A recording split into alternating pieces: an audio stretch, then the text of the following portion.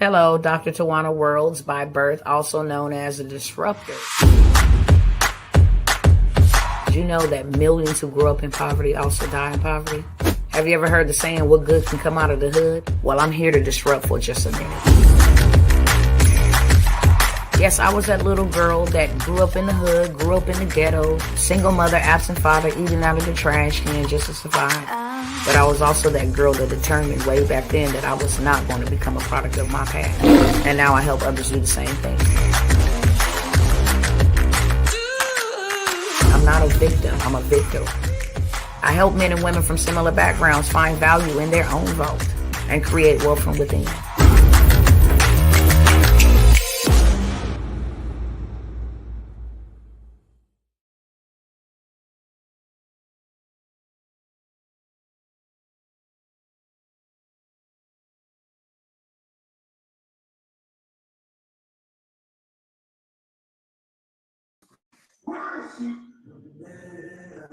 What's going on, y'all? Come on back, Facebook. You see who's happening live on tonight? While I get set up on these other platforms really quickly. Hope everybody is doing well. Let me know who's joining in on tonight. It's been a minute. So greetings to everybody. Tap in and let me know how y'all doing. Oh, I got eyes in the back of my head, just in case I have to run.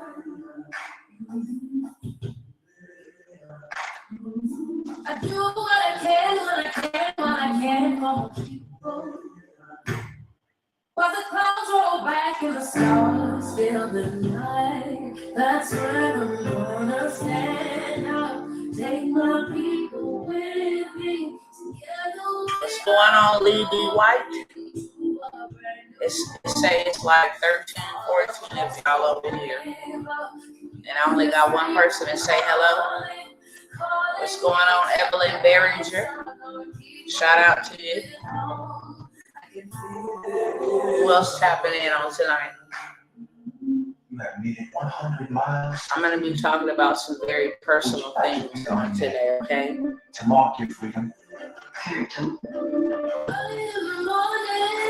Hey, Sister Kush.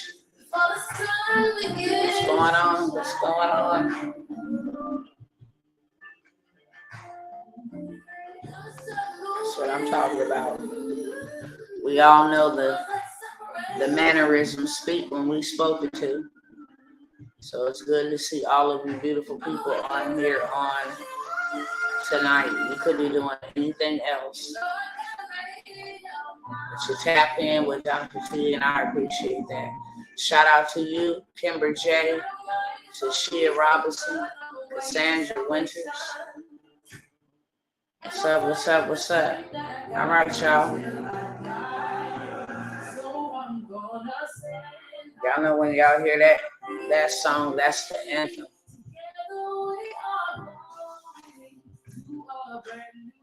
Let me get this set up so that it's playing softly in the background. And then I'm going to get started with what I want to talk about tonight, which is transparency. Y'all know Dr. T, when I do come by here, I try to, as often as I possibly can remember to do so. And that is to check in, and check on my brethren and my sisters, right? Shout out to you, Don Melvin Scott. I see you. What's going on Instagram? What is going on TikTok? What's going on with y'all? 1 second.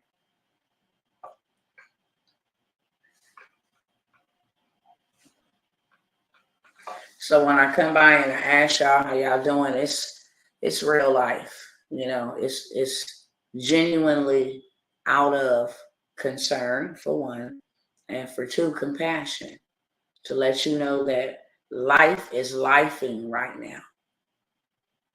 Life is lifing, and everybody is so busy and boggled down with what they're going through that we don't take time to really check in on our people and make sure you're good. So much is happening simultaneously, and we have been taught to mask, what we're going through with a mask. We're so accustomed when someone say, how you're doing? Oh, I'm good. And really, truthfully, we're not good. With all of the traumatic things that we experience on a day-to-day basis, whether that's within our own homes, our families, on the workplace, with politics, it don't matter, with the government, in the city, in your community, in your church, in your fellowship hall, whatever, every day we witness and experience traumatic events, and we're so accustomed to just moving forward through trauma.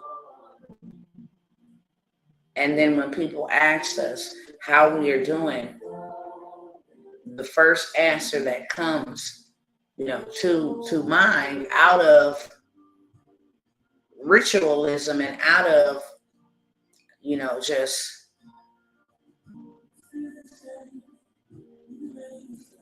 another word that I'm looking for outside. It's not ritualism. It's out of,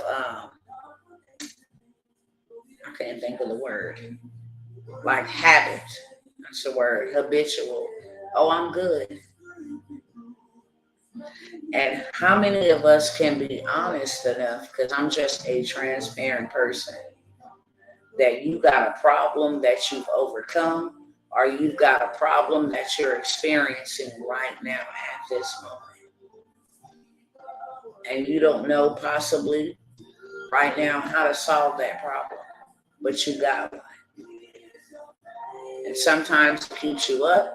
Sometimes it keeps you worried. Sometimes it keeps you stressed out. Sometimes it keeps you in a state of depression.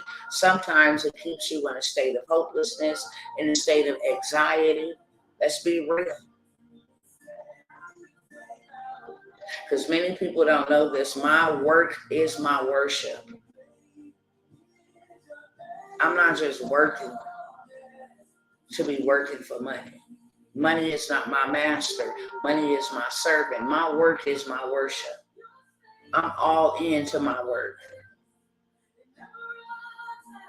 The best way that I can worship the Father is to be available to Him, to be honest, to be transparent, to not just it be an exchange, but that it be an encounter, it be an experience. And life is lifing right now. And we are having experiences. And a lot of us don't have people that we can actually confide in. We don't have people that we can talk to. We feel like some people can't relate. Some people are too judgmental. Some of the deepest hurts, we try to bear those by ourselves. Hi, Sister Tam Tam. It's good to see you as well. What's going on? Shout out to y'all over here on TikTok. If y'all don't mind doing a free gesture for me tonight, and that's just to put some hearts up here.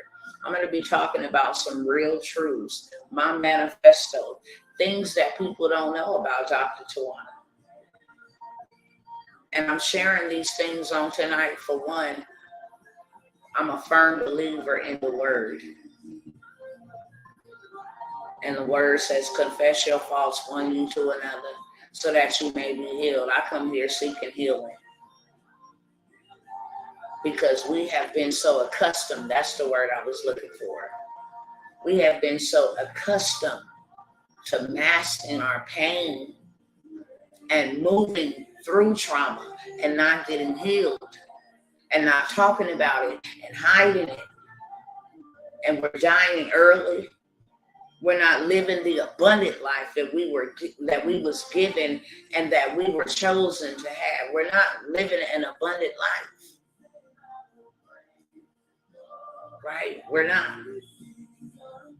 And that's just the truth of the matter. And one of the number one reasons that I have seen all across the board,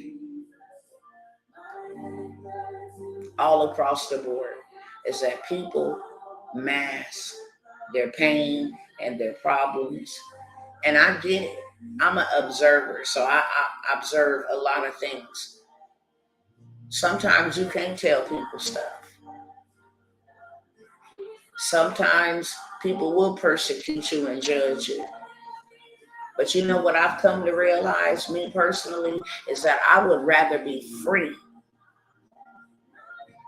I would rather be free. At least you know. I would rather be real. At least you know. You can't say that you didn't know. You can't say I didn't say it. I would rather be free than concerned about what people gonna say, because what I have realized is people talk about everybody. It's just the world that we live in. Whether you're doing good, they're gonna talk about that. Whether you're doing bad, they're gonna talk about that. But damn it, I'm gonna be free. Because that's miserable. It's miserable to be going through situations and bearing those things and dying, because that is what's happening. Every second that your body, from a medical standpoint, because I am a licensed medical assistant, from a medical standpoint, every second that your body is in fight or flight mode, your immune system does not work for 8 hours.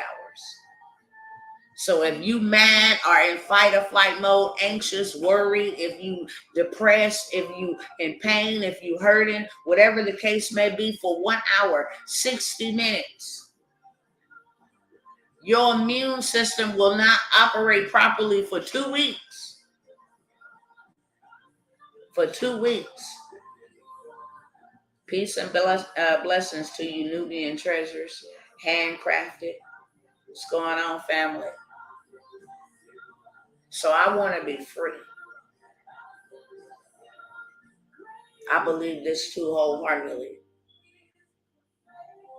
Secrets can no longer be secrets unless they expose, which means that I can't be tormented by it. I can't be tormented by it. Because now it's no longer hidden.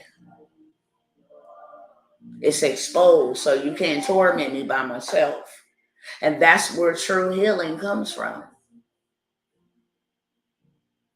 So many of us have overcome problems, or even have current problems right now, that while you are getting free, because this is how it works, while you're getting free, you're helping somebody else gain wisdom, gain revelation, gain knowledge, gain strength. You're helping somebody else. And that is why storytelling is so powerful, because it liberates you, the individual, and it liberates the listener. So y'all ready to hear my story? This is a story that I will never stop telling. This is a story that I will never stop telling. And I'm going to try to tell it in a timely manner on tonight. There may be some things that I might leave out, but I'm going to tell it because I am broken over here, y'all. And one thing that I'm absolutely just fed up with is the enemy being able to use my brokenness against me. And in me exposing this, my prayer is that someone will find strength, encouragement, hope, whatever is needed, necessary, freedom, liberty, and me sharing my story, and encouragement that you should share yours too. The difference between us and somebody like Les Brown, Lisa Nichols, Eric Thomas,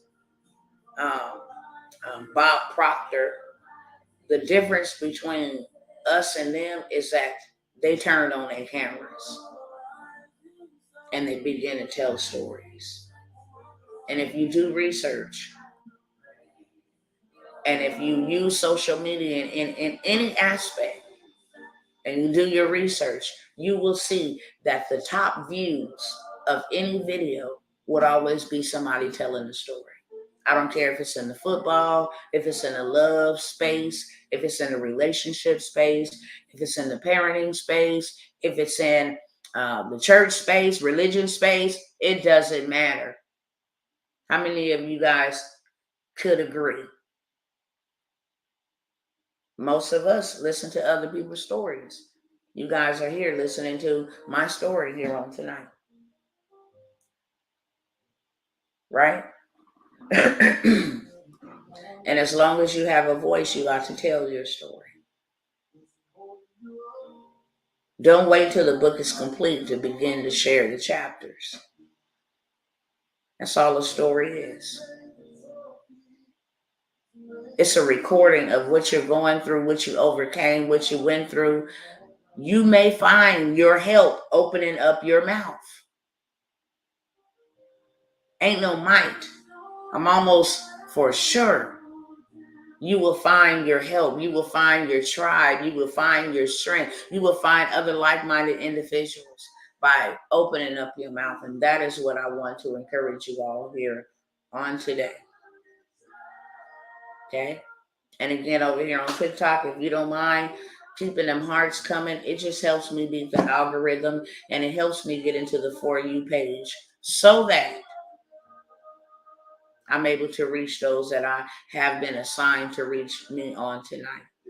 Same thing on Instagram. If you guys don't mind sharing, tagging, inviting, I don't know, what goes on over here, but however you can share it, please share it. Same thing, YouTube and Facebook, okay? The reason why I love to be so transparent, you guys, is because, and the reason why I say my work is my worship, because it's more than a job. It's more than a business. You got to have some type of strength, supernatural strength, that is, to be able to transact and engage and accommodate people, because you're dealing with different people at all times. No one person is the same. Not even twins are the same. No one person. That's why we all have our own individual fingerprint, because no two people are the same, the exact same. And a lot of people will not be transparent. And if I don't know anything else, like I said, I'm very observant. There is a lot of pain that people mask, from the smallest or the least to the greatest. And it's easy for us to talk about people, celebrities, religious folks, politicians, in sports, athletics. It doesn't matter. Teachers, school, it don't matter. People are hurting. And that's why I wanted to tell this story here on tonight. Most of you guys know that I just recently lost my second son. And I am so hurt. It's not even funny. When I say I am hurt, I don't even know if that is even a word. Because I'm beyond devastated. I'm beyond crushed. I'm beyond broken. As a mother that gives life, not the creator of life, but gives life. Life is non-existent unless it comes through a woman's womb, or a female species, animal's womb, mother, regardless. And so when you give life, and then life is no more living, what you gave life to is intertwined with you. It's flesh of your flesh and bone of your bone. This baby grew inside of you. Your heartbeat became its heartbeat. Your nourishment became its nourishment. It was intertwined. You knew that child from the womb. What time they were awakened, what time they were asleep, when they were stretching out, what time they were ready to come out. You became one with this child. And then once it's born, brought forth into the earth, your job is to nurture it. Love it with all of your heart, your might, and your soul.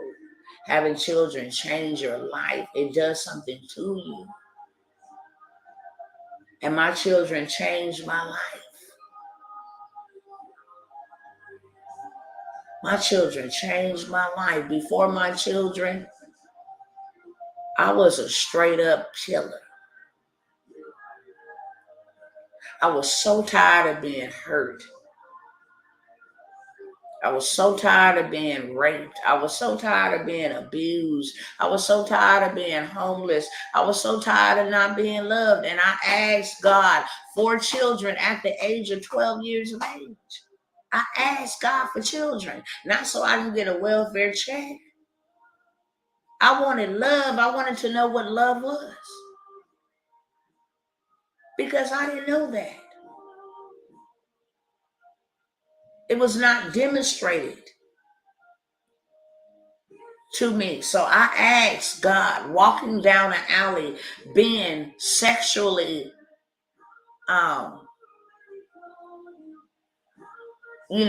having these men look me up and down and whistle at me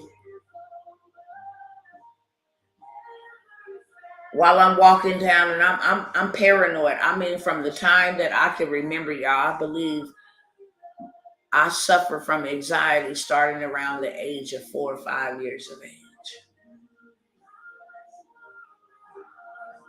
So I'll be panicking, walking down alleyways and walking down, shortcuts to school, and then I stumble on men. And because I was developed very early,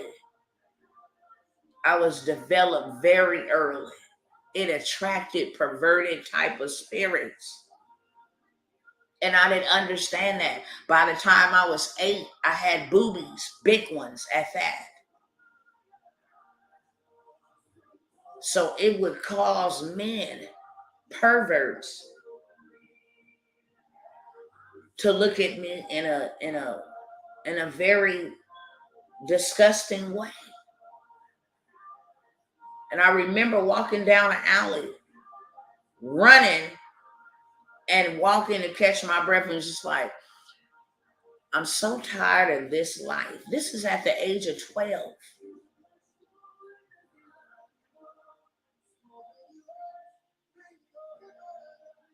12, imagine that.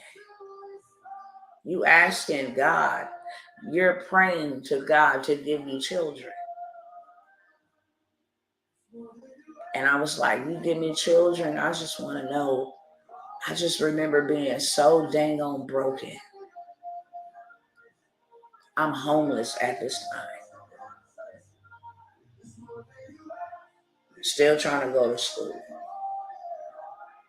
Dealing with being bullied at school because my parents is not up to par.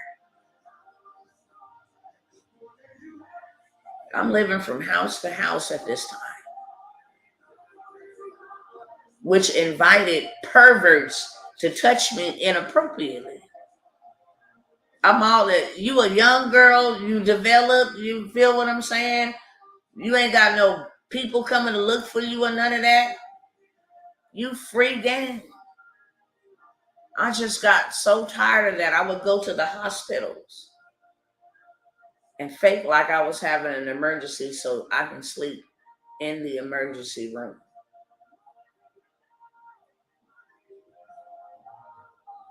And then I started drinking Cisco and blacking straight out. So all of this was going on at one time. And I'm like, if you would just give me children, I promise you, I would love them. And I would never, ever leave my children. I just want to know what love feel like. And I promise you, if you give me children, I promise you I will take care of them. I promise you I will protect them. I promise you I will provide for them. And when I said that, I meant that with my whole entire soul. This was at 12. At the age of 16, I'm still homeless back and forth. And to be honest with you, the reason why I was homeless was not at this time because my mother did not have a place to stay. I was homeless because I ran away to escape what was going on at the house. At this time, anywhere was better than home, even if that meant being on the streets. And I'll save that story for another time. But I didn't want to be at home. And throughout all of that, I turned 16 years of age. I have a boyfriend in junior high who's a nice guy and the only guy that has just been like a true gentleman. I don't want nothing from you. You know, I see you ain't got no clothes. He worked a summer job. And like, I'm going to buy you clothes. And I'm going to buy you shoes, like, genuine. At a young age. And so we were dating.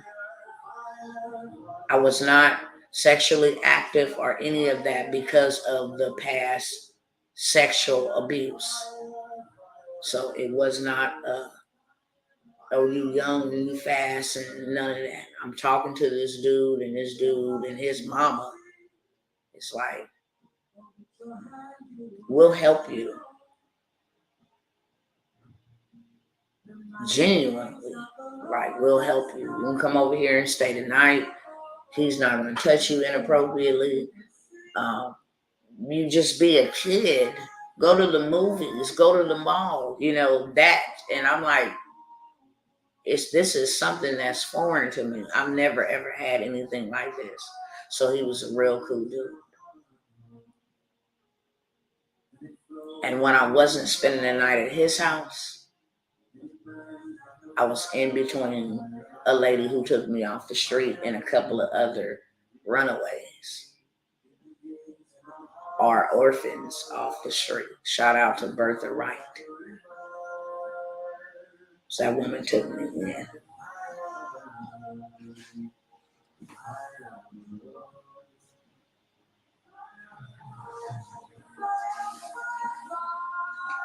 It's still painful. Because this is the stuff that we just moved through. Instead of taking the time to go down the journey and be healed from the scars so that you can be a functional adult.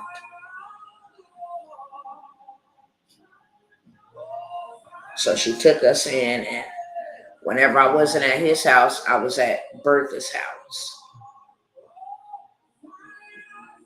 And in exchange for me staying at her house, I would help her around the house and help her, you know. She was a paraplegic. So she was wheelchair bound. So as long as, you know, we helped her out around the house, helped her out with grooming and hygiene, she did anything for us. But because her house was the spot, there was a young man who would come over with her sons and her daughters and play games. I stayed in the back room, very introverted, very nonchalant, stayed in the back room. But for whatever reason, here go this perverted spirit operating through another individual. And I'm asleep one night, and he comes in and violates me, period. No protection, no nothing, just violates me, and I end up getting pregnant. And abortion was never ever on the table. It was never ever on the table because I remember at 12 years of age, like asking the father for children. And it did not matter if the child was conceived through rape. I'm just like, wow, I'm about to be a mom. And I was just very excited to be a mom, 16 years of age. It motivated me so much. I had to go lie and twist up some stuff so I can get my own place. I had to go make me a fake ID and say that I was older than what I was. And eventually I did end up on welfare for like 2 months because I had heard that they would actually give you like a homeless program and then move you into an apartment and pay for your like deposit and all of that. So I utilized it for that and that reason alone. And then after I was in the place, because they did help me find a place, after I was in the place, I let it go and started selling drugs. I was introduced to selling drugs. And so I figured that I could make more money selling drugs and provide a different lifestyle for my children than I had, not knowing that I was repeating the cycle. I wasn't using drugs, but I was selling drugs. And so therefore I was raising my kids in the same cycle that I grew up in. And then because by that time I was so just like accustomed to being raped, like this dude's mom was like, I'm so sorry for what he did, but I will step up to the plate and I will help you with my grandchild. If you do decide to keep it, I will. And I was just like, cool. And she did that. She helped me with this kid, like, shout out to Emma Firesen, straight up. She never stopped helping me. All the way up until they were grown. She never stopped helping me. And so by her stepping up, after the hurt and the anger and the rage, it's like, okay, I'm going to allow him to be a part of this child's life, because he's like, it wasn't even like that. I just liked you. I didn't know how to come and ask you, could we go out or blah, blah, blah. You were uninterested. You wouldn't even speak to nobody. So he come to me with that. And by this time, I'm literally like, this has been my whole life. Everywhere I went, I've been raped or molested. Everywhere. There is not a person or a place in my childhood that I can remember where I didn't get violently sexually assaulted. Not one. From adults to kids, to cousins, playing house, to relatives, it did not matter. From boys to girls. From boys to girls.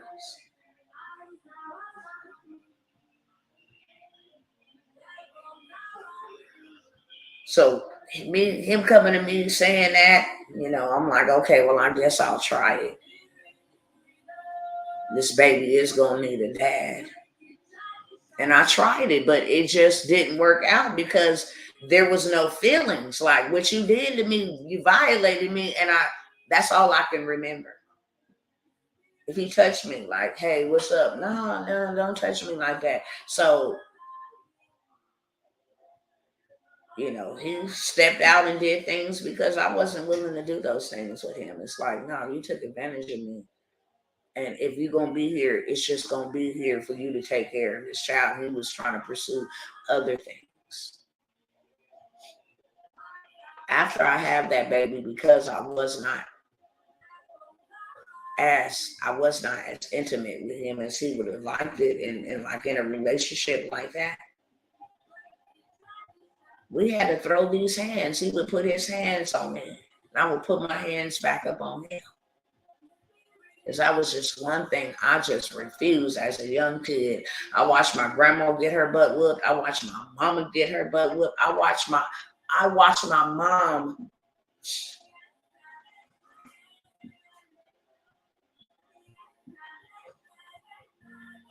There was days that I would just come home from school and my mom would just be, I see my mama get ready to be thrown off a balcony. I'm walking up as a child, looking at my mama getting ready to be thrown off a balcony. Have this thing that connects your chin to your gums. Have that ripped out of her mouth. She bleeding profusely, like so many traumatic things. So I refused as a young kid, like, that is not going to be me. Bet not nobody put their hands on me. So I fought all throughout school. I never had a graduation. Never. Because I fought my way through school. You better not put your hands on me. Don't try to bully me. Don't try to talk. Because you don't know what I'm dealing with. People coming up in our house, running up in our house, taking our televisions and taking my mom's boyfriend, he was on drugs, bad.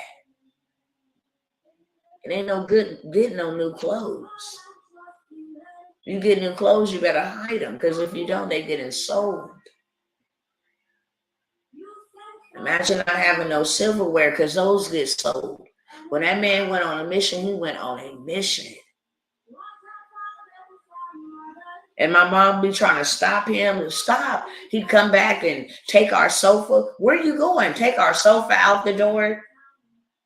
She have to fight him for that. That's my kid's sofa. He'd get out the door, beat her up, get out the door with the sofa. 2 hours later, he's back selling the dishware, selling the bathroom towels, selling the bunk beds. We watched this man do this. It's like, wow.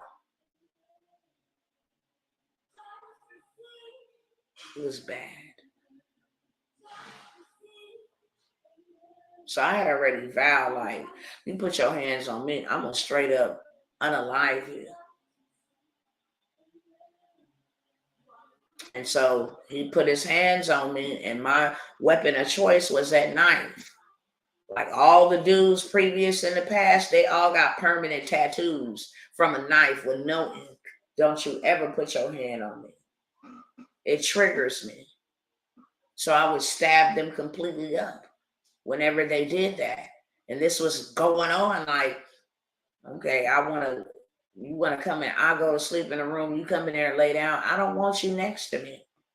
Like, no, never. It's not that type of relationship. So that caused him to want to put his hands on me. Me to put my hands back on him. Fought the whole entire pregnancy.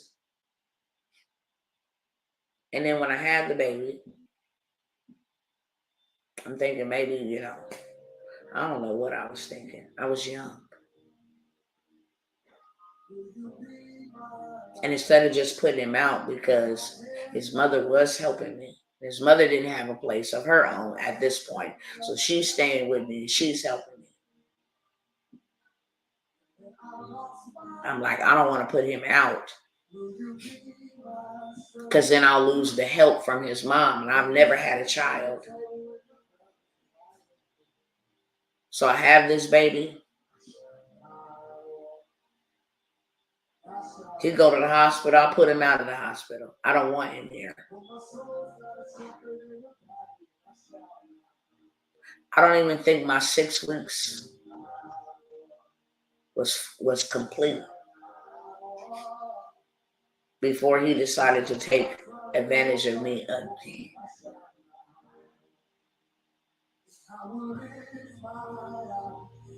And I was pregnant again.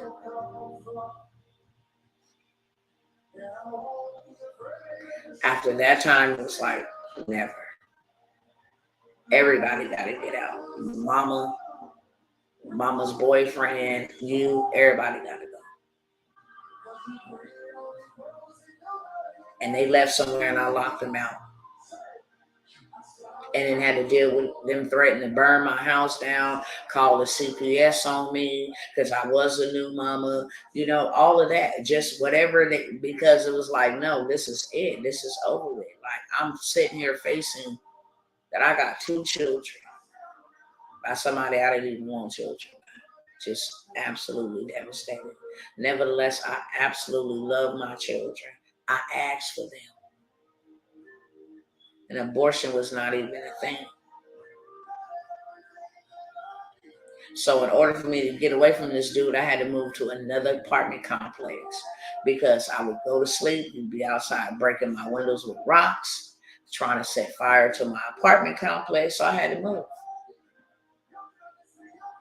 When I moved into another apartment complex and it was infested with drugs, poverty, you name it. One of the dope boys over there started coming over to my house and we would sell drugs together. We would hustle. I'm not dressing like a girl. I'm very, even though I'm a mommy, and anybody that know me from real life will tell you, Tawanna dress like a dude. Ain't never been no stud, no none of that. I don't play that type of stuff at all. But in order to protect, and even sometimes that's why I do the sweatpants, and that's why I do, the t-shirts, the big t-shirts. It's because I don't want to show off any parts of my body. There's no reason for me to do that. So that's how I would dress. So I wasn't given no invitation like, hey, I'm available, you can see my butt or something like that. And he's hanging down. I hung around with more men. I felt like if I hang around with men by this time and get me some homeboys and some protection, then people trying to assault me sexually, it would not happen anymore. I actually joined the gang. He was in a gang, I was in another gang, so I felt like now I got some brothers, some homies that'll ride for me, you know what I'm saying, in case anybody tries to violate me. Only for him to violate me. After trusting him to come over to my house, hang out, him and all the other youngsters that trapped and sold drugs, they all hung out at my house. They all knew that I go to bed very early. I have always been a very hard sleeper. When I tell you that if there is a fire, I will not know about it until tomorrow. I sleep that hard. When I go to sleep, I get good rest. Nothing disturbs my rest. My children will tell you, if it's an emergency, call me in the morning, because I am not going to get up to address anything at all. And I've always been a hard sleeper. And this is what caused me to be molested and raped, because I have always been a hard sleeper, always. I done had my car stolen from me, my car keys stolen off of me. I done had my rent money stolen right out of my bedroom drawer while I'm asleep. Because I'm a hard sleeper. I don't hear anything in my sleep. So he takes advantage.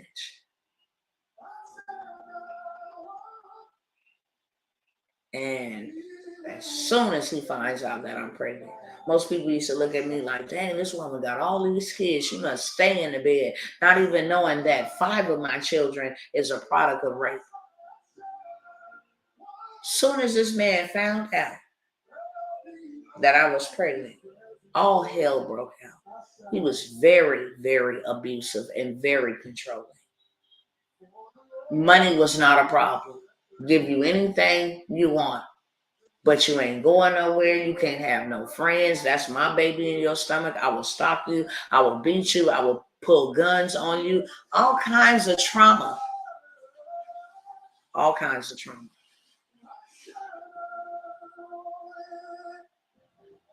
So now I'm trapped. I'm stuck. Nobody can help me get out of a situation because he's greatly feared in the streets. Just leave it at that. He's greatly feared in the streets. And that's just his whole get down. Whatever he wants, he takes it. Money, women, it does not matter. So now I'm stuck in this situation, fighting all the time. Hi. Hi. Hi. Come give me sugar. Come give me sugar real quick. Give me sugar. Here. Mwah. Love you. I'll be out in just a minute, okay? Shut the door. Give me 1 second. Shut the door. Close the door for mama. Close it down. So I'm stuck in this situation. Guns pulled on me continuously. Like, I don't know. I don't know. I didn't ever think that I was going to get out of that situation. Ever. Actually, how I got out of the situation is I pretended to go look for jobs every day. And while I was pretending to look for jobs, I had found me an apartment to move to. And because he was this type of dude that whatever he wanted, he took. He had all these kind of women, so whenever he would go and stay over for a day or so at one of his other women house, I was moving stuff slowly for surely on a U-Haul, and he caught me and shot at me. Shot at me and my kids. And I called the police. I escaped and called the police, and that is the only way I got away from that man. Only way.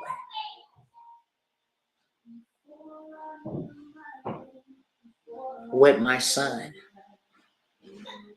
I moved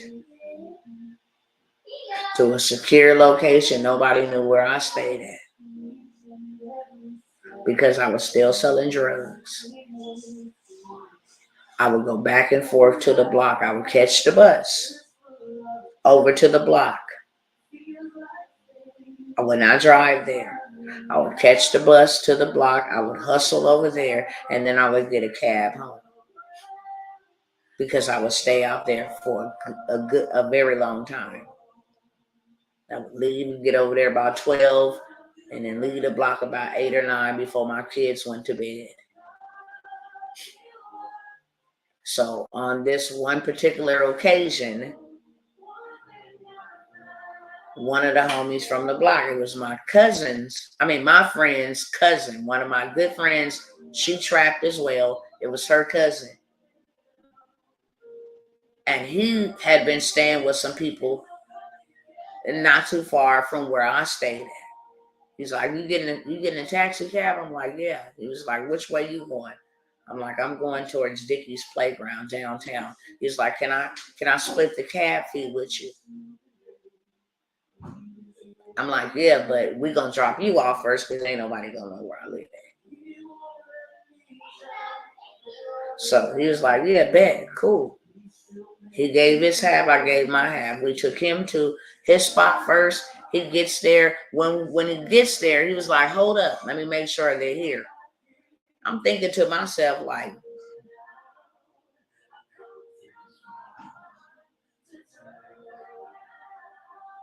I thought I heard my baby coughing. But I'm like, you didn't think to verify that whoever house you're going over, that they would be there? It just struck me as odd. I'm already paranoid. But I'm like, he cool, he the homie from the block, he cool. So the cab holds up. I'm like, look, I'm not paying for it. You're going to have to pay. You're going to have to go in there. He comes right back to the cab. Not even 30 seconds later, like, yeah, they not here. I'm like, okay, so what you finna do? Because you cannot find out where I live at. So what's your plan? Because the meter is running. I got to go to the house. He's like, you know, I'm from Riverside. I don't know nobody outside over here except them. He was like, could you pay for me to go back all the way back over there? Because I don't got nothing but bus fare. I was going to hop on the bus in the morning and go back to the block. I'm like, yeah, I ain't got no money to pay for you to get back. This is a $30 trip on a taxi cab. And I don't know you like that to be giving me my money. So I don't know what you finna do. He was like, can I go to your spot and just crash on your living room floor, and I'll hop up and I'll catch the bus? Now, everything in me said no. By this time, the cab man is like, look, we got to go. What y'all finna do? He like, I ain't got nowhere to go. I'm from Riverside, which is true. He was. He didn't know anybody in my hometown. So I was like, look, I'm going to let you stay tonight. My mom was at my house. And my sister stayed with me as well. I'm going to let you stay tonight. I'm going to let you sleep on the living room floor. And then you can catch the bus back to the block tomorrow. Because his cousin is my best friend. When everybody goes to sleep, his brother comes in and violates me. My mama sleep, my sister sleep, while my kids was in the next room and my mother was in the next room. I wake up and this man is on top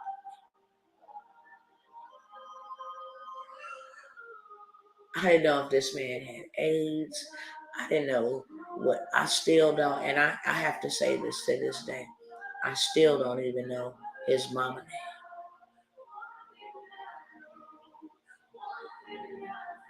I don't know much about him. And I'm just, by this time, I'm just utterly devastated. I stopped going to the block. And after he did that, had the audacity to stay the night at my house. Stay the night. Go to sleep on top of me.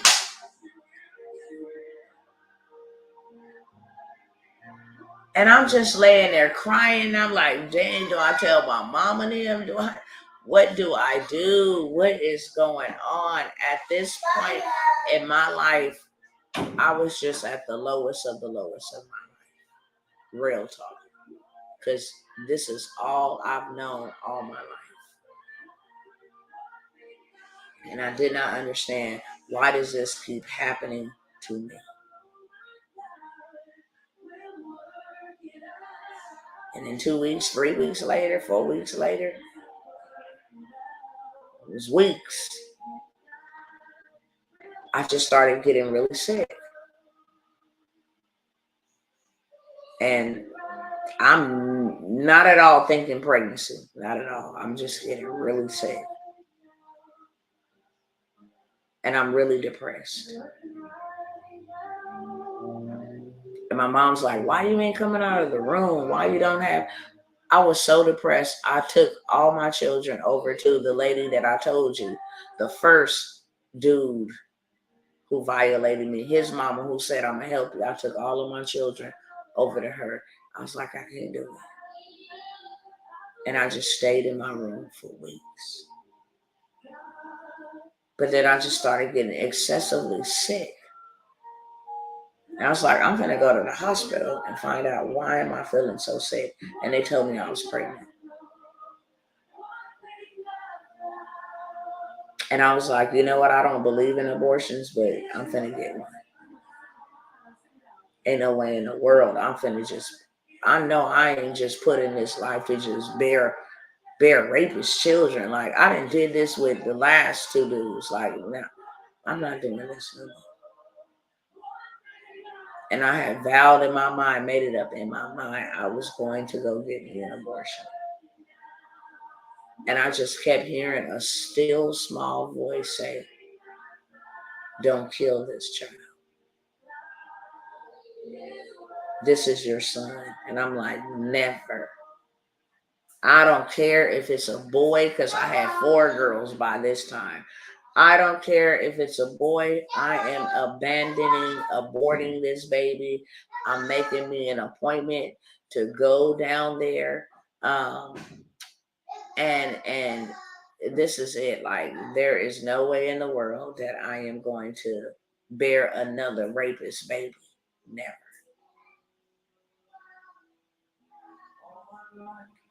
And every single day that I tried to get rid of that baby, it was a song that came on the radio. And it was by Yolanda Adams. Can't think of the song to this right off the top of my. It was just a song by Yolanda Adams, and it just every time I got ready to go to that abortion clinic, it goes something like, "Oh, I owe it all to you," or something like that. I can't remember exactly what the name of it is. But every time I listened to that song, I just was like, should I really kill this baby or not? And then it would stop me. And then I'll be like, there's no way in the world I'm going to go abort this baby. And once I was able to go back to the block and tell his cousin what happened to me, she confronted him. Because after he did that, I did not come out of the house. I was terrified. And I felt really, really bad on myself. It's because I was drinking that night with all of them. We was all drinking mudslides. And I'm like, if I wasn't drunk, then I probably wouldn't have been in here asleep like this. This would have never happened. So I blame myself. I stayed in the house 4 weeks. Open Up My Heart is the name of the song.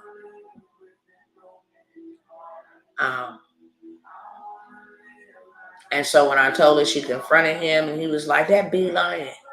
That be straight up lying. When I tell her, like, I'm pregnant by this dude, I don't know nothing about. He was like, that ain't my baby. So that was a whole situation. And every time I thought about aborting this kid, I tried to abort this baby till I was past the limit to abort, and that was 6 months. They said, you want to have abortion, you got to go to Los Angeles, California, and we will handle it there. And I didn't have no money to get there. And I just kept hearing the father say, I gave you this child. I sent this son to you. This is a son. Do not kill this baby. And so when I was past the point of being able to abort him, I finally accepted that I was going to have a child. And when it found out the identity, and it was a son. And once I found out that I was having a son, all the pain of how he was conceived just went away.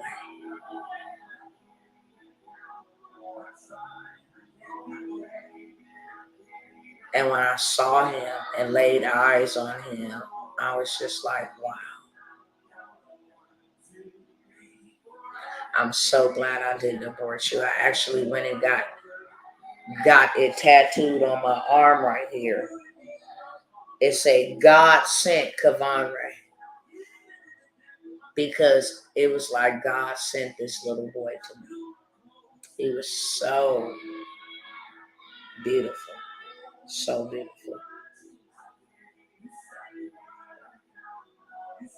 And I was just so in love with this little boy. And I vowed, no matter what, baby, I will protect you all the days of my life. And he changed my life in a different way than my daughters changed my life. I was like, wow, I got a son. I got daughters and a son. And without a father, I didn't care if he was around. I didn't need him around. I didn't want no child support from him, none of that. I want you to be non-existent. You did what you did, but I'm going to accept this as a blessing from God. God sent this baby to me. And I vowed to love this little boy. And I did. He was so cute. He was so cute. He was so special to me. And it made me like, okay, I'm finna really get my stuff together. Move out of these type of neighborhoods, move into it. Like, he just motivated me to get my kids out of the hood. We stopped staying in the hood at that time. Moved to a nice area. And I just raised my children. Not knowing that. And then after he was born, I got with my second son's father willingly. That was the first relationship that I had a say so in getting with him. And I got with him.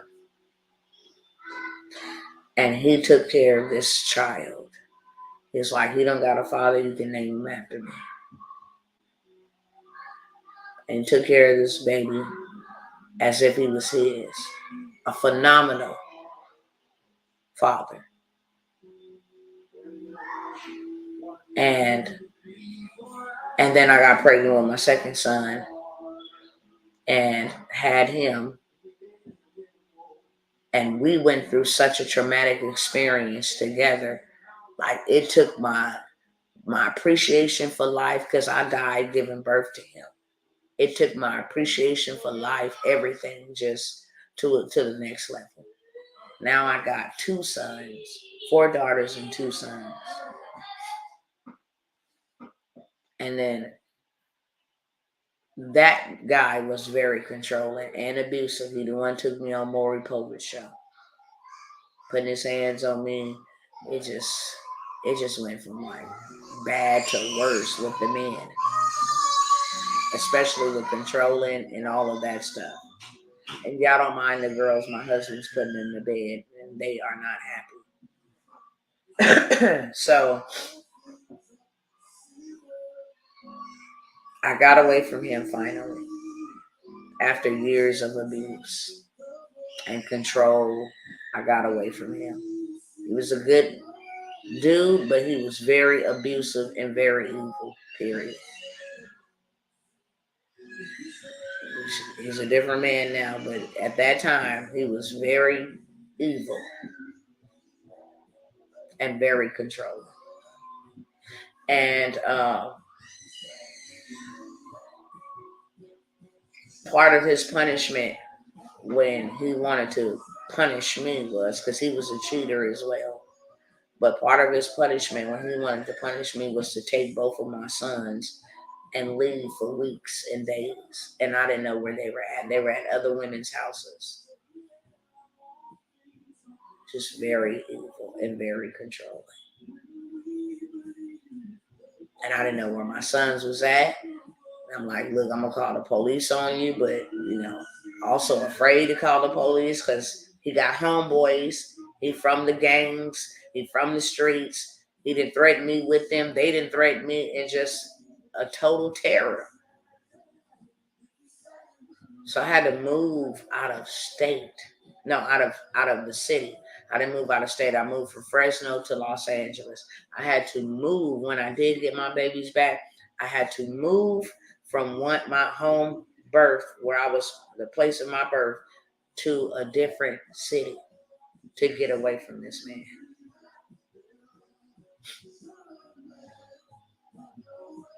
A couple of years later, I met my husband.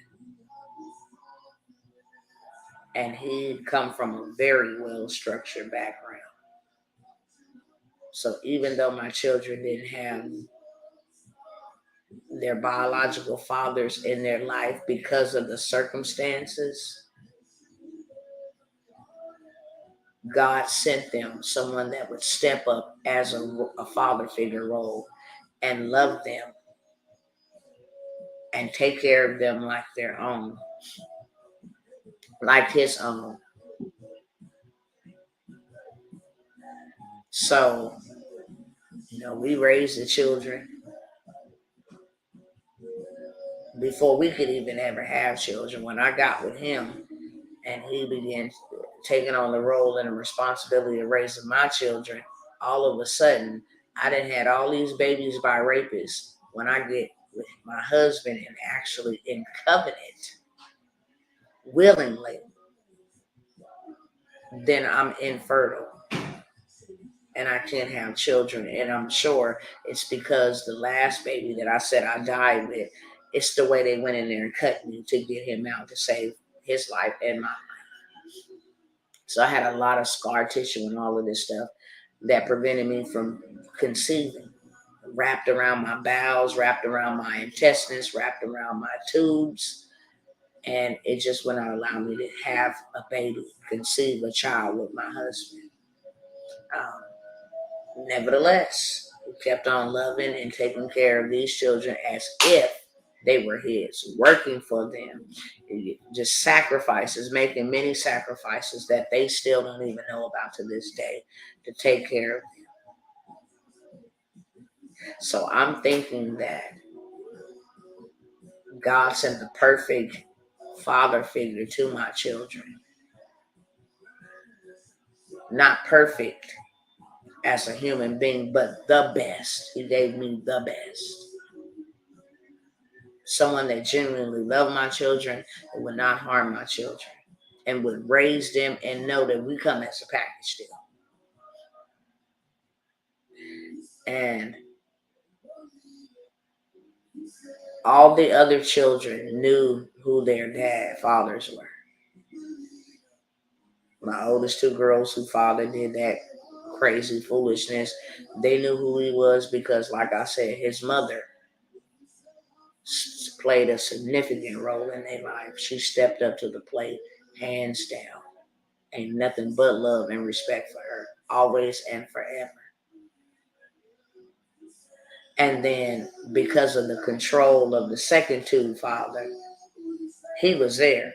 You ain't going nowhere. This dude escaped prison to come and choke me to make sure that I wouldn't get away. Like literally crazy in the head. So they knew him. My son did not know his father. We wasn't in a relationship. There wasn't no reason for me to, go around. It just wasn't any of that. And I did not know that had my baby in so much pain, not knowing his identity.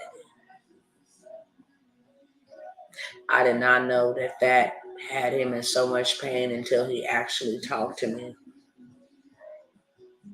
about 2 weeks before he passed. I would hear him say it on the phone, like, I didn't have my dad and it's cool. Well, actually, I take that back. When he was about 15, he tried to fight one of my daughters. And in my house, we don't do them siblings disputes. If you lay a hand on one another, then I'm going to lay a hand on y'all. We don't do that. We don't fight like that. We ain't gonna ever be trying to attack your siblings like they're your enemy. No, I never raised my children that way. So he called himself trying to jump on his younger sister. And I had to go over there and get him real quick with these hands, okay? And while I was getting him real quick with these hands, he shouted out like, she always the one talking about I ain't got no daddy. And then he just broke down crying. He just started wailing. And I'm like, what? It's like, yeah, her mouth is reckless. Every time she get mad, she want to bring up the fact that I ain't got no daddy. They all know they daddy. But I don't know mine.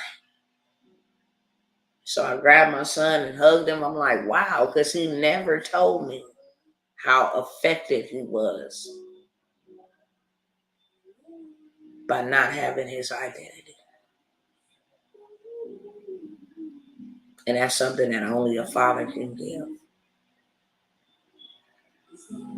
regardless. But he said at that time, I heard him, I consoled him. I'm like, look, boy, you already know. Your mama got you 10 toes down. We done did this without one. Not really taking the time to sit down and like see how deeply affected. It's just like, okay, you hurting, baby.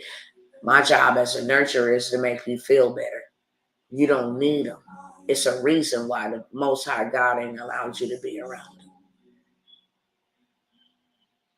And then 2 weeks before he passed, he brought it up again, like, because I asked him, I'm like, baby, what happened? What made you change? You went from being this, when I tell you this boy would protect his mama, it'd be days that I didn't even ask. I mean, he was a hard worker, y'all. He was a hard worker. This baby was a blessing. Straight up.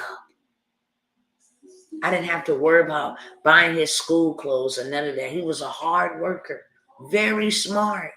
Very smart. This boy was so smart, it was crazy. I used to tell him, boy, you so smart. You ever met somebody so smart they just stupid? I'm like, boy, you so smart. Boy, you're going to do great things. You are really smart and very compassionate. And I taught them at a young age to be considerate of other people's needs. If you got 2 pieces of bread, you share one with somebody who does not. And you have one and they'll have one. They always faithfully. There's videos on YouTube with my kids out serving the homeless people. Very compassionate. This was a good boy. He was just a good boy in pain. And so I asked him, like, what happened, baby? He's like, no, I don't want to talk. I don't be liking to talk to people and tell people my feelings and stuff. I'm like, I'm not people. I'm your mama. You already know. Your mama will go to bats for you. You need to talk to me. Tell me. He was like, all right, you want to know? You want to know? He's like, growing up not having a dad. That's what really, really hurt me. He's like, and then when I try to get past that and play basketball and put my all into basketball, and the coach betrayed me. And I said, what you mean betrayed you? He did not want to tell me. It's like I looked to that man like a brother, and that man did something dirty to me. I asked my other kids what happened with that situation and found out that this young man used to take the kids, to their games. It was travel basketball. And one night he decided to make jokes about my son in front of all the other kids and in front of all the other coaches. It's like an all-star down in Vegas. And he just belittled my son. And my son was very hurt. He stopped playing basketball.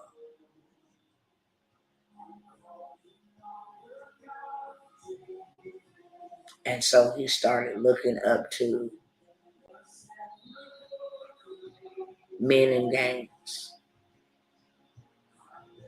Oh, you ain't got no father? All right, yeah, come put in work. You know what I'm saying? I got you.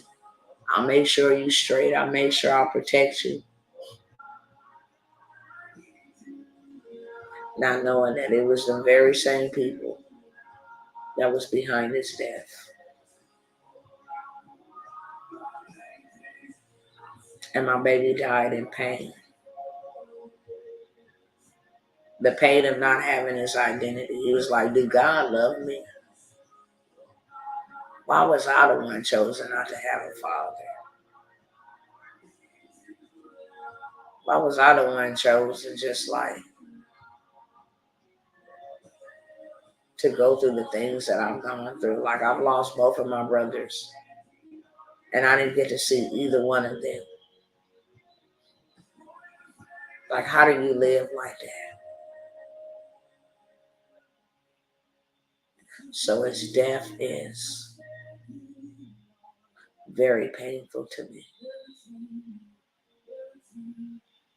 And one thing that he told me is, Mama, I don't talk to everybody. It's just like, I just keep it to myself. And I want to let y'all know that young people are out here hurting.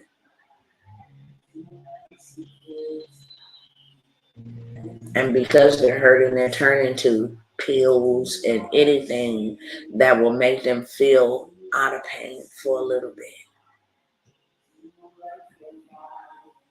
And it's killing them.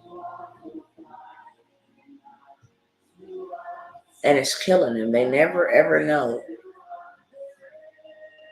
that I'm just trying to get out of pain will cost me my life and add more pain to the people's lives that love me. This little boy was my best friend.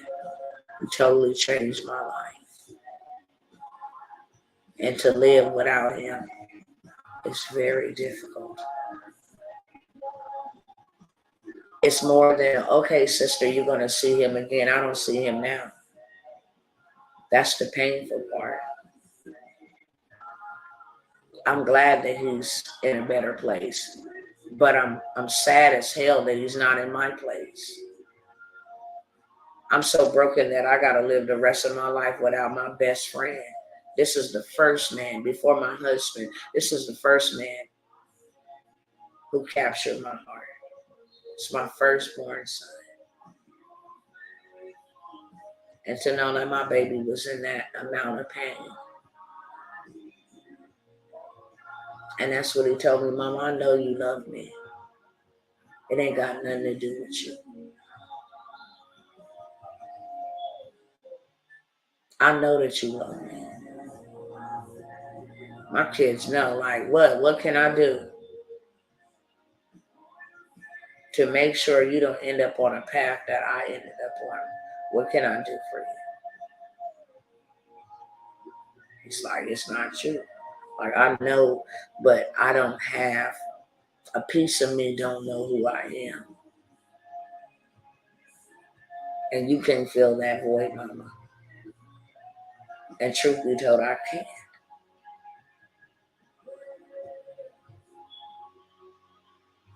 I need a lot of these young kids have similar stories. People don't take pills and they don't do drugs unless they're trying to cover up something. And truth be told, when they let that thing happen in 2020 and them kids got locked down, should have known that it was going to mess with their psyche, their mental health. This thing was strategically done. There have been 108,000 children between the ages of 16 and 35 in the last year that have been murdered by fentanyl. They ordered a Percocet. They ordered a Xanax for anxiety, a Percocet for pain.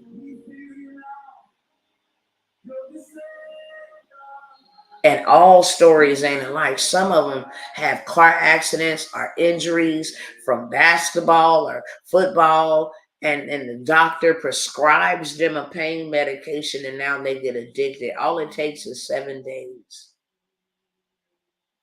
to become addicted to prescription medication. If home is not pleasant, they're looking for an escape. If emotionally they've been abused, they're looking for an escape. If they got abandonment issues, they're looking for an escape. If they're dealing with a rejection and being called out of their name at home, verbal abuse, they're looking for an escape. And this thing is killing our children.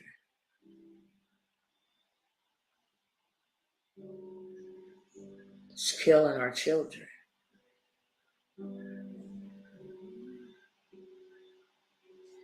Just a couple of days ago, that's why I couldn't get on here.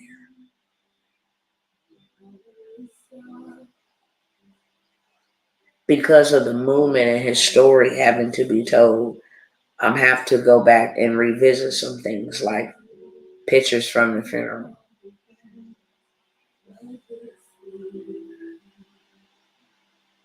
Talking to lawyers because they treated my son like trash, just like they treat the other children that died from fentanyl like trash.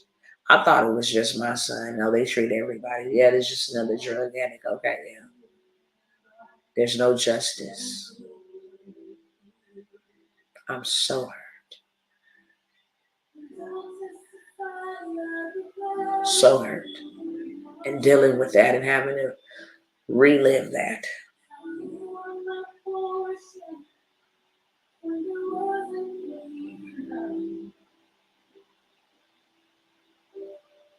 But I'm going to fight for him. And I am going to fight for other children. And I refuse to allow the enemy to keep me silent. Because every time I go forward to help somebody,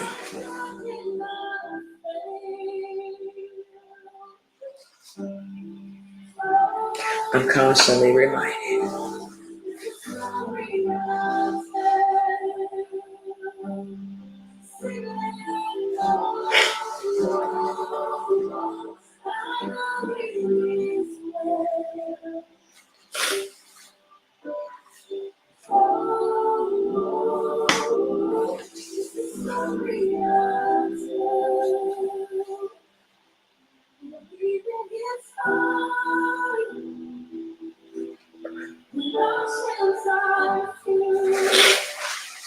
I'm more upset.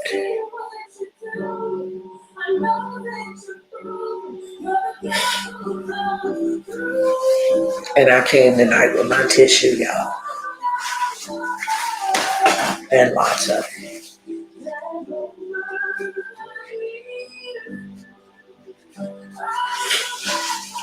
And the reason why this pain is on purpose is because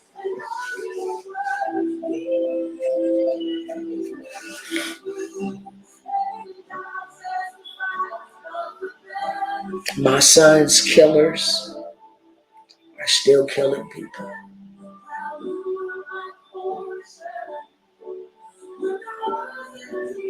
There's no justice. Both of my sons were murdered by medication, both of them. This is medication that we don't make. We don't own no type of manufacturing plants. Pharmaceutical companies. We don't own any of that type of stuff. We don't own no laboratories. We don't own no chemicals that creates these products.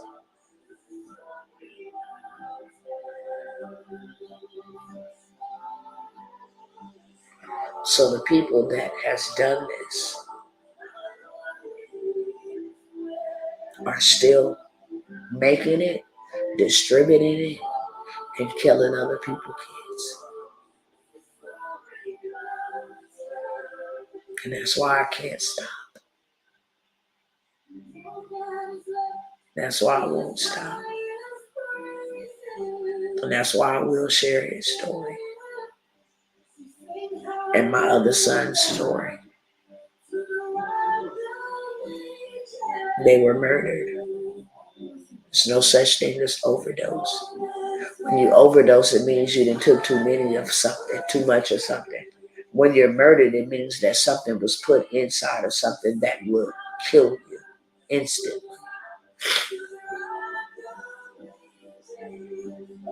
And then to be treated like trash.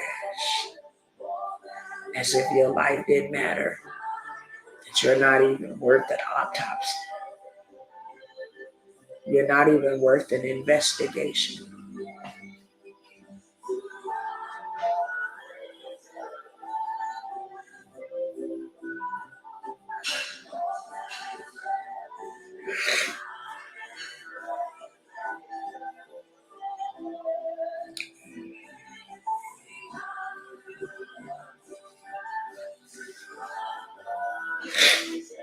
So I know a lot of people is like,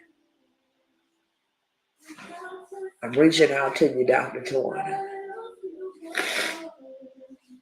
See how business is going. See how this is going. See how that is going.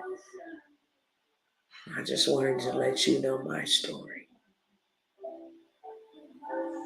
Some days my mind is hijacked.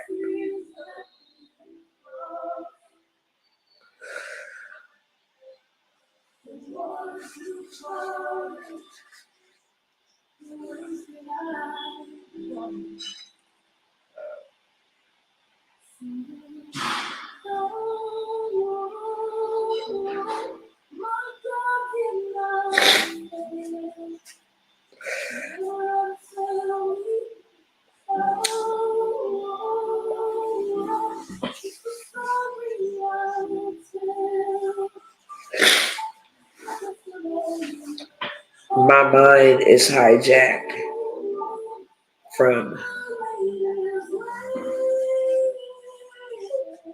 I think, the worst images you can see. The worst images you can see. Something you gave life to. Dead and cold and stale with no life. And there's nothing you can do about it.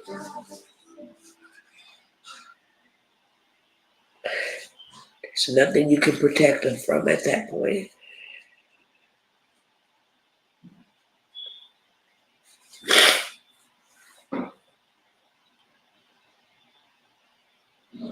And your mind is bombarded by those thoughts.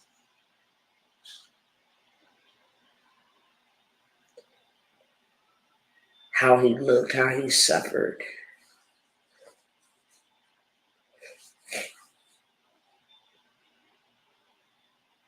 And then because I have to fight for him, I have to go do research because I was clueless about fentanyl.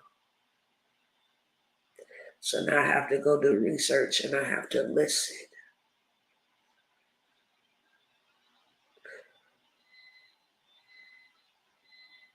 How painful it was for him to die.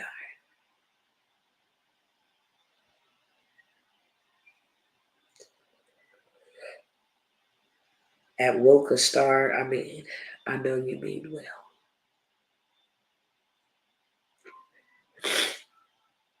And I know that our children are temporarily here. But telling that to a person,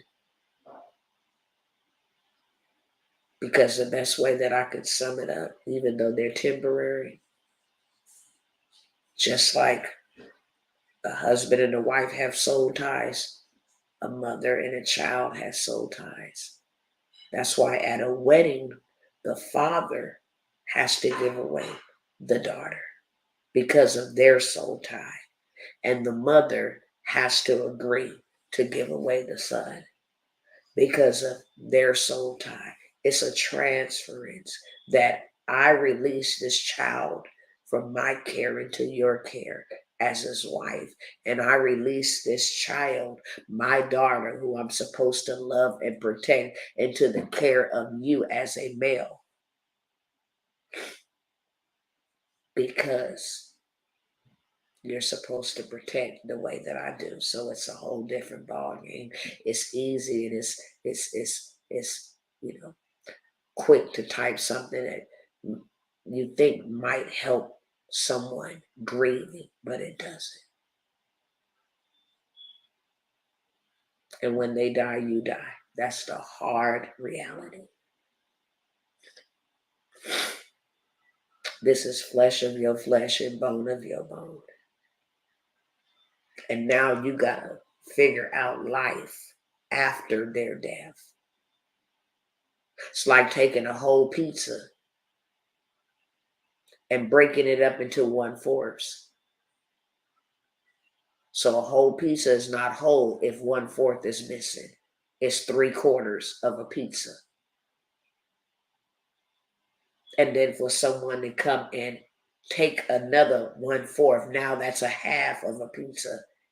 That's the best analogy I can give anybody about how I feel and what has happened to me. And I'm not the only one. Ask any mother that have lost their child, they would tell you, I'm just bidding time until it's my time to go. Because a part of me died when that kid died. That's why they do not have no word for child loss. If you divorced or your spouse died, you call a widow. If your parents die, you call the orphan. But if your child die, you call bereaved. That's it. There's no word for that. So even though our children are lent to us temporarily, it doesn't change the matter that they are ours temporarily. And that you risk your life giving them life. And that you risk your life providing for them so that they have a chance at life.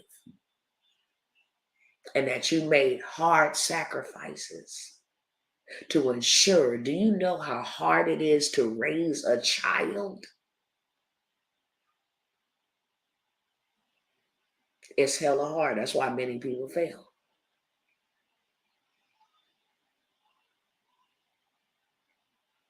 And it's a job that don't come with a paycheck. You're not getting paid to raise a child. It's pure, genuine love.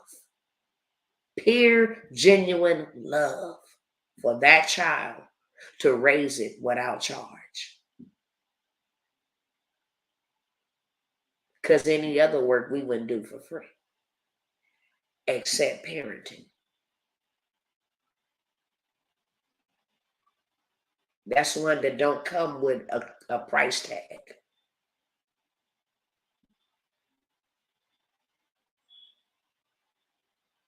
So that's how I feel.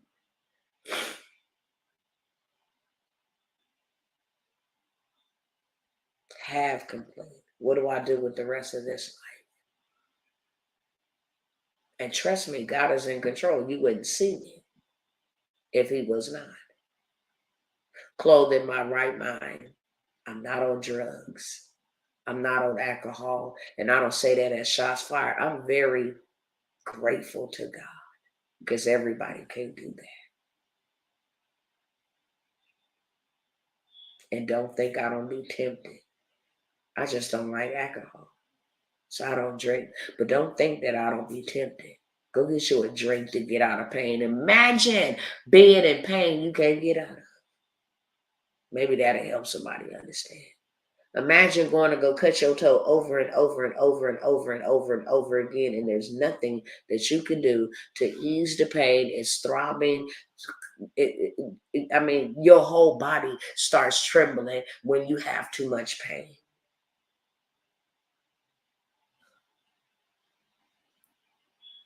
When you go in to give birth, your body is trembling because it's in pain, so much pain. After so long in pain, your body shuts down. Your nervous system shuts down. It can no longer handle it. Imagine living in pain for the rest of your life. And there is no cure. There is no pain pill.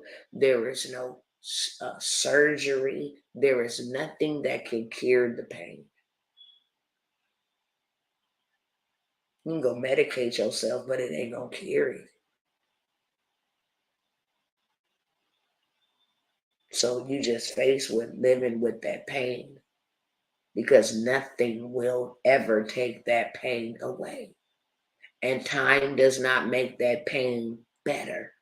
It actually makes it worse because now you realize, man, it's been 5 years. What do they look like? What do they sound like?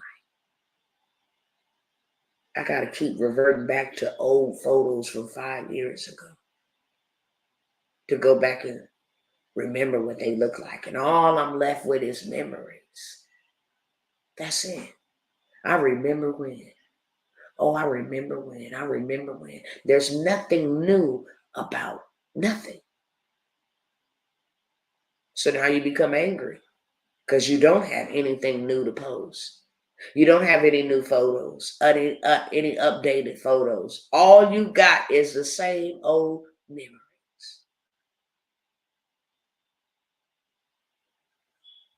That's it.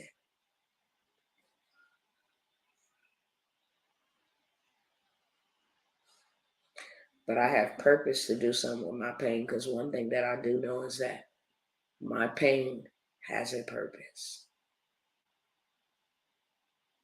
And what I've taken my pain and my problems and done is created a process for others to overcome.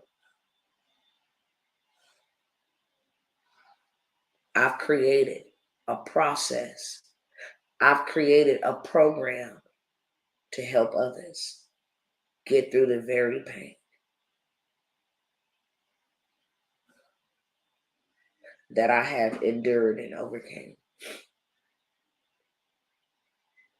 And I said all of that and shared all of that to say this. Your pain has a purpose. Your pain did not happen to you, it happened for you. Because my pain introduced me to a whole nother world. When I lost my first son, then we could relate. We've lost. Now I'm open up to all these other people who have lost their child. But now I'm in a whole nother club. The club where people can say, I've lost children. Not one child singular, but children plural. And now that's a whole nother world. And now I see that they're stuck. They're stuck mentally. They're stuck with drugs and self-medicating and depression. They're stuck. So now I have a process that I can help get them unstuck. Are y'all hearing what I'm saying? Your problem created a blueprint for somebody else. Your pain is somebody else's liberty.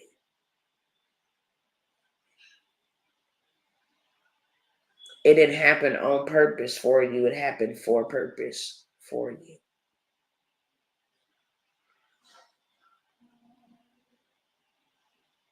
Whether you believe that or not, it's the truth. You have to do something with your pain other than hold it in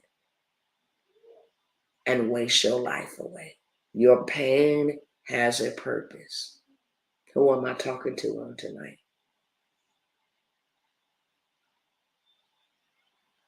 Who am I talking to on tonight? Who is this resonating with tonight? Who was I sent here for tonight? To share all that I have shared. Who was this for? I would like to know that. Because I know God didn't send me for nobody. Your pain has a purpose. And you ought to turn your pain or your problem into a process or a program to help others overcome.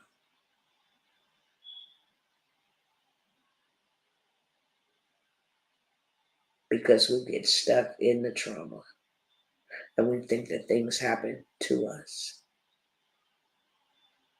And then we become sympathetic to ourselves, like why this had to happen to me. And why, not knowing that even what was meant for your bad works for your good. And if you could find a way to process your pain, to speak about it. Y'all saw me cry. That's therapeutic. I just took my soul through the laundromat. Because now I'm not harboring that. I'm not holding that in. I'm not holding in that the fact that the enemy tries to torment me when I go to help people. He tries to bring up the fact that while you was helping people, your son was dying. Because when my son died, that is exactly what I was doing. Helping families, helping liberate spiritually, helping make sure that people were protected spiritually for what was to come. Only for the enemy to come in immediately and harm my family. See, most people didn't know that because I have not shared. That's why you don't see me on here a lot. I'd go to get dressed, get myself all the way dressed, and right before I sit down, be like, why you want to help them? You couldn't help your son. And the truth of the matter is, he knows dang on well I could have helped my son. Boy, you know, for one, we don't even do medication, period.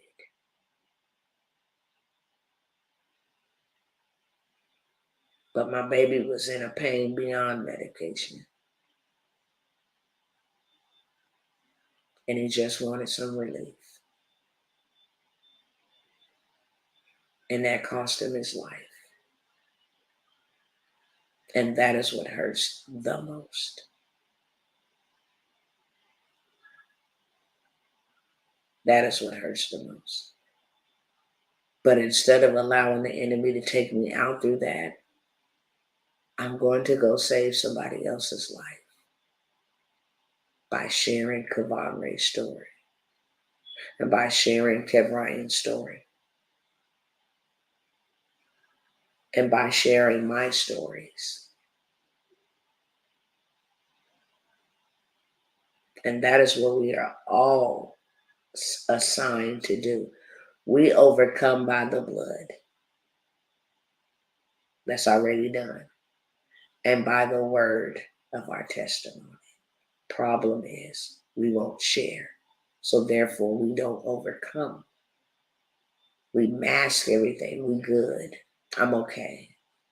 I'm doing good. Yes, fine. And you're bleeding inside. You're being abused. You're being taken advantage of. You have problems that you can't figure out. You're too prideful to ask anybody. You've been rejected, abandoned. You're not good. So therefore, you can never be healed or helped. Nobody knows. You won't open up your mouth and tell your truth and overcome by the word of your testimony.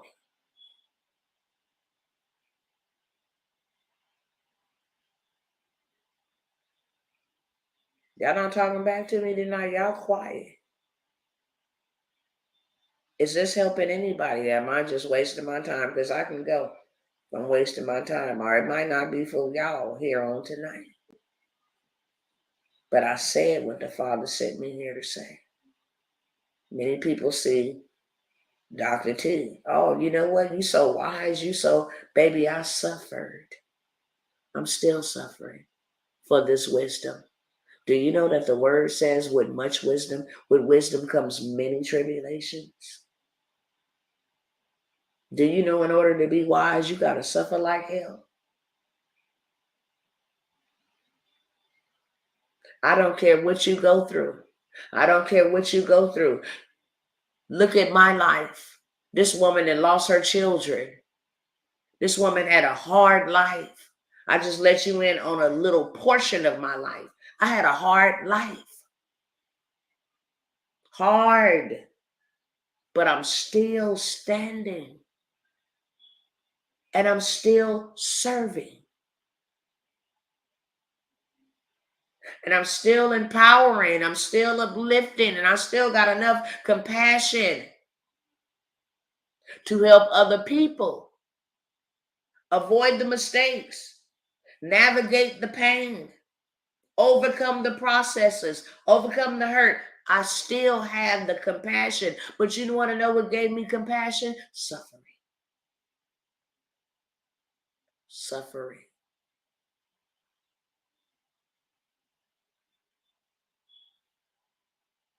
But you know what God did for me? Can I tell y'all what he did for me? He said that same devil that stole for you, now he got to pay you. Them stories didn't happen to you. They happened for you. Now go tell the world and create a process to bring my people out. And when people are in pain, they don't mind paying you to get out of it. So now you get to go make a difference and $1. If you was raped, I got a process. If you was abandoned, I got a process. If you was in an abusive relationship, I got a process. If you lost your children, I got a process. If you ever suffered from infertility, I got a process. If you had drug addicted family members, I got a process. If you grew up in the hood, I got a process. If you ever been on food stamps and welfare and living in poverty, I got a process. Ever dealt with a narcissist? I got a process. Ever been sexually abused? I got a process. Come from a dysfunctional family? I got a process. Hello, somebody. And now I get to make a difference in $1. My time is up because I know they won't play this after 2 hours, and I'm giving you guys 2 hours of my time. For those of you who would like to turn your pain into your power and use that power to turn it into your purpose, then I always come by here and offer solutions that will help you do that. That's all I'm doing. I got too many stories not to tell them. And I'm not just telling my story so people can listen to my story, my manifesto. I'm telling my stories so that I leave seeds of light and seeds of hope and seeds of strength and seeds of encouragement.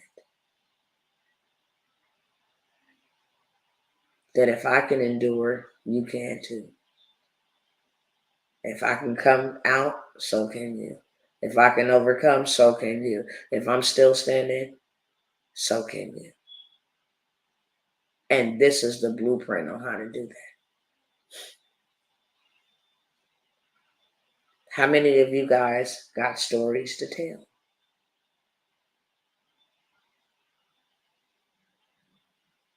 And would like to tell your stories?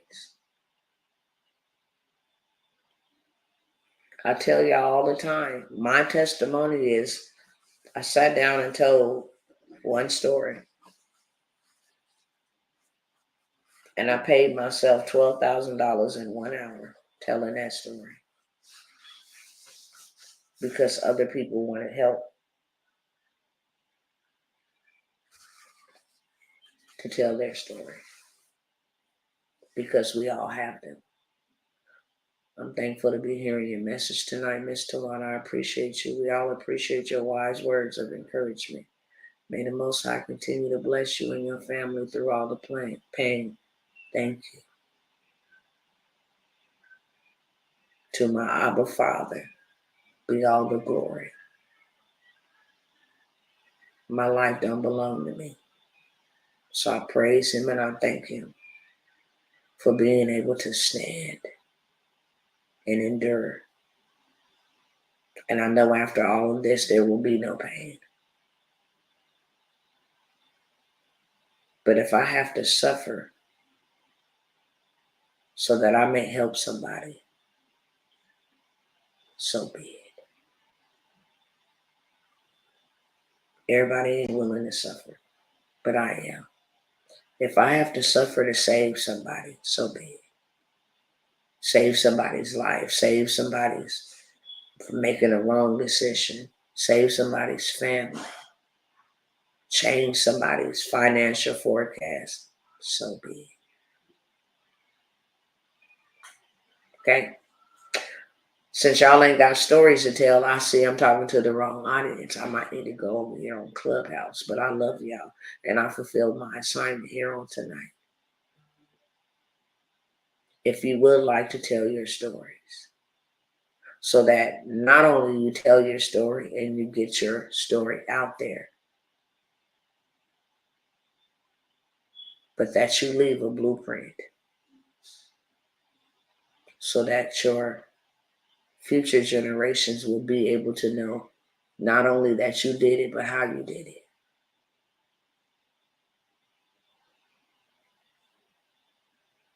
How you did it. I love you too. I don't want my grandchildren to know that I did something for them and they didn't know how I did it. They didn't know what the hell I had to go through to do it for them. They need to know. Oh, my grandma bought all this land and stuff, and you don't even appreciate why I did it because you don't know my story. How to successfully maintain what I built for you. You don't know my story. You don't know the sufferings I had to go through. You don't know my wins. You don't know my losses. You don't know my pain. You don't know my joy. You don't know nothing because I didn't document it. Instead of me writing, now I have an opportunity to vlog. And trust me, this was a prayer that I prayed years ago because I ran from telling my stories. I thought that's my business.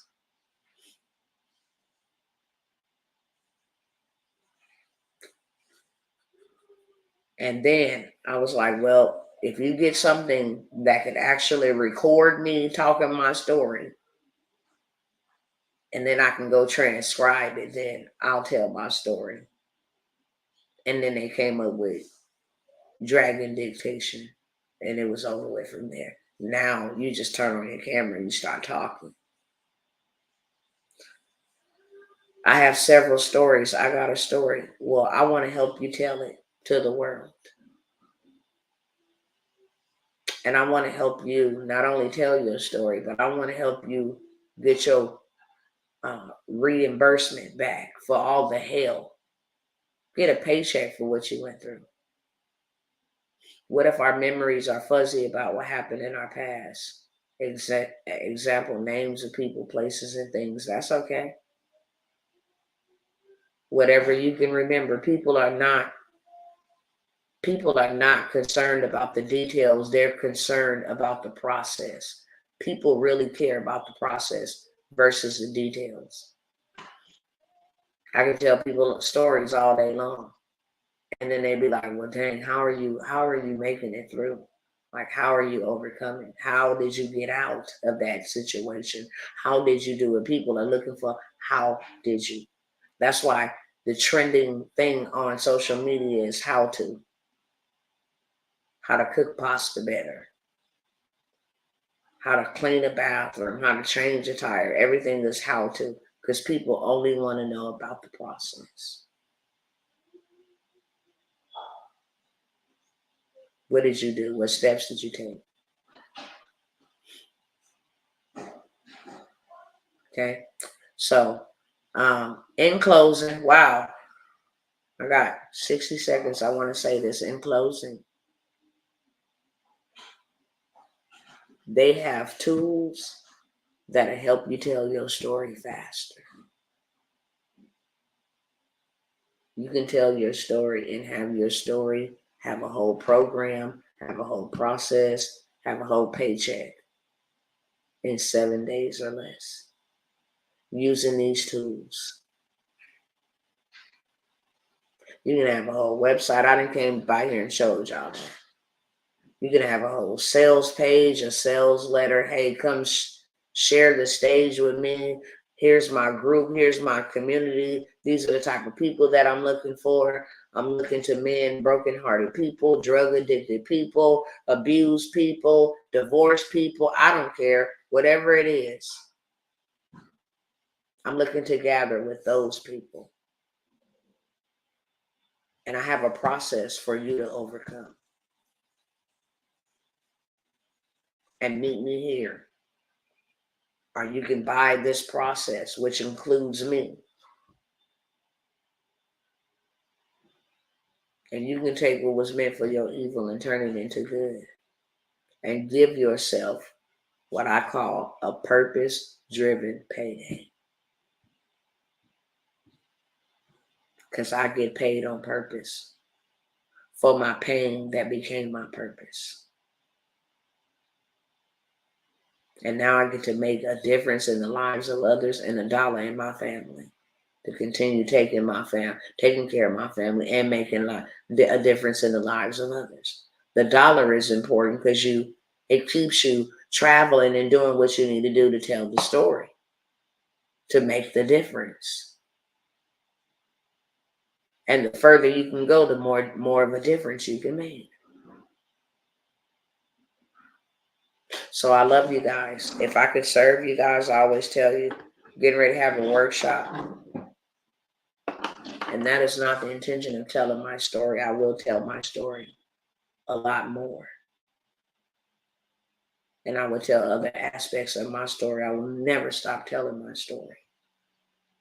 I don't even want to work with people because all I want to do is fulfill my purpose by traveling and sharing this story and saving somebody's life. This pain has to have a purpose other than for me to go lay down and die. It has to. And so that's all I want to do. But if I can help somebody on the way, tell their story, then more people can be helped. That's why it's important to tell your story. So many people are in pain because they feel alone. They feel like I'm the only person that this is happening to, who understands me. So they revert to all other type of stuff, put themselves in all kind of messed up situations. When you have the remedy and you have the key because you overcame. So if I can serve you in any capacity, I yield myself to do so. And if not, then thank you for listening. I love you guys. I'm very tired. I'm sleepy. But I wanted to be obedient. And I pray that something that I said tonight uplifts you, encourages you, strengthens you. Whatever the purpose of tonight was for, empowerment, impact you, whatever it was for, that it does that. And some. And like I said, if I can serve you, I didn't ever take that off. That was up there the whole time. Then I'll be here to do so. With that being said, good night, and I love you, and I will see you guys soon.